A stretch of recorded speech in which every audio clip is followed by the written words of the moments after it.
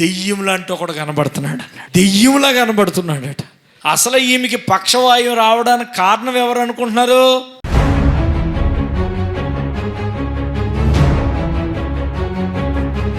బిడ్డలారా, ఒకరోజంట ఓ పాస్టర్ గారి దగ్గరికి ఒక టీచర్ వచ్చిందంట, గవర్నమెంట్ టీచర్. పాస్టర్ గారు ఉన్నారమ్మా అక్కడ ఉన్నారు అంటే వెళ్ళి, అయ్యా నా పేరు పలానా విమలమ్మ లేదో కమలమ్మ. హల్లెలూయా. ఇక్కడ ఎవరు లేరు కదమ్మా అంటే ఆమె మూతి పక్షవాతం వచ్చి వంకర పోయింది. పక్షవాతం వచ్చి మూతి వంకర పోయింది. మాట్లాడలేకపోయింది. టీచర్కి ఏం కావాలి? సరైన మూతే కావాలి, వాక్యం అది టీచింగ్ చెప్పడానికి. ఆ మూత అనేది వంకర పోయింది. పాస్టర్ గారు మీరు ప్రార్థన చేయండి, ప్రార్థన చేసి నా మూతి మంచిగా వచ్చినట్లుగా చేయండి పాస్టర్ గారు. అమ్మా యేసయ్య అన్నీ చేయగలడమ్మా, నీవు నేను చెప్పినట్టు చెయ్యి, దేవుడు నీకు మంచిగా చేస్తాడు అన్నాడట. ఏం చేయమంటారు పాస్టర్ గారు అంటే, ఏం చేయమంటారు పాస్టర్ గారు? ఏం చెప్తా? తూర్పు తిరిగి దండం పెట్టమంటాడా? బీరువలు మార్చమంటాడా? బాత్రూములకు దిక్కులు కట్టమంటాడా? మంచాలు మార్చమంటాడా? పాస్టర్ గారు ఏం చెప్తాడు? పేకుజామును ప్రార్థన చేసుకో అంటాడు. అది దానికి మించిన ట్యాబ్లెట్ ఏమీ లేదు. హల్లెలూయా. ఈ ట్యాబ్లెట్ తెలిస్తే నువ్వు ఏ పాస్టర్ గారి దగ్గర కూడా లెక్కలేదు. హల్లెలూయా. మేకుజామును ప్రార్థన చేయమ్మా, నీకు అంత మంచి కలిగితే. ఒక నెల చేసిందంట. నెల చేసినా కూడా ఆమెకి మూతు వంకర తగ్గకుండా మళ్ళీ వచ్చిందంట. పాస్టర్ గారు నెల చేసే నేను మళ్ళీ నా మూతు వంకర తగ్గలేదు, ఎట్లాగందంట.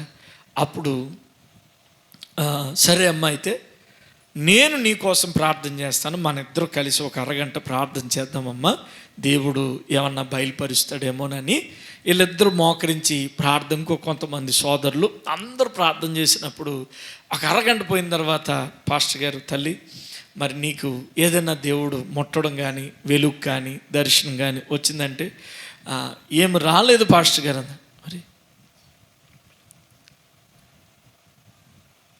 సరే అమ్మ, మళ్ళా చేద్దాం. రైట్, దేవా స్తోత్రం. మళ్ళీ అరగంట అయిన తర్వాత మళ్ళీ అడిగాడు, అమ్మ నీకేమన్నా దర్శనం కానీ ఏమన్నా వచ్చిందంటే, నాకేమి రాలేదు పాస్టర్ గారు అన్నాడు. అరే ఏమీ రాలేదా? ఏమీ రాలేదు పాస్టర్ గారు అన్నాడు. దేవుడు వెలుగు ఏమీ రాలేదా? ఏమీ రాలేదు. పోనీ దెయ్యం ఏమన్నా కనబడుతుందా?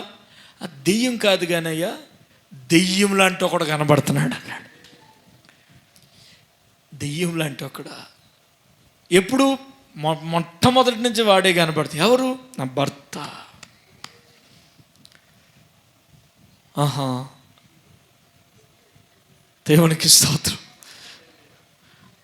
దేవుడు కనపడకుండా నీకు నీ భర్త కనపడుతున్నాడమ్మా. ఎలా కనబడుతున్నాడట? దెయ్యంలా కనబడుతున్నాడట. అదన్నమాట. ఈమె ప్రార్థన వినబడకపోవడానికి, ఈమె ప్రార్థనకి జవాబు రాకపోవడానికి ఈమె హృదయంలో ఉన్న పాపం అది. అసలు ఈమెకి పక్షవాయువు రావడానికి కారణం ఎవరు అనుకుంటున్నారు? ఆయనే. ఆయన పెట్టే టార్చరు, ఆయన పెట్టే గొడవ, ఆయన పెట్టే హింసలు అవన్నీ తట్టుకోలేక గొప్ప ఈ బీపీ పెరిగిపోయి ఈమెకి అటువంటి రోగం వచ్చింది. కాబట్టి ఈమె మనసులో ప్రపంచంలో ఎవరినైనా క్షమించాలి కానీ నా భర్తను మాత్రం క్షమించకూడదని మనసులో పెట్టేసుకుంది. దేవుడా నన్ను స్వస్థపరచు అంటుంది కానీ భర్త మీద ఉన్న కోపం మాత్రం ఈమె తీసుకోవట్లేదు. నా భర్త ఎలాగైనా నాకు మంచి కావాలి, నా భర్తకి ఏదో కీడు జరగలేదు, ఇంకోటి అయిపోవాలి. పాస్టర్ గారు చెప్పాడు, అమ్మా నీ హృదయములో నీకు కనిపించే నీ భర్తను క్షమించేంత వరకు నీకు ఎటువంటి కార్యము జరగదమ్మా. దేవునికి స్తోత్రం కలుగును గాక. హృదయము దేవుడిది. కోపానిది, ద్వేషానిది, కక్షది చోటు ఉండకూడదు.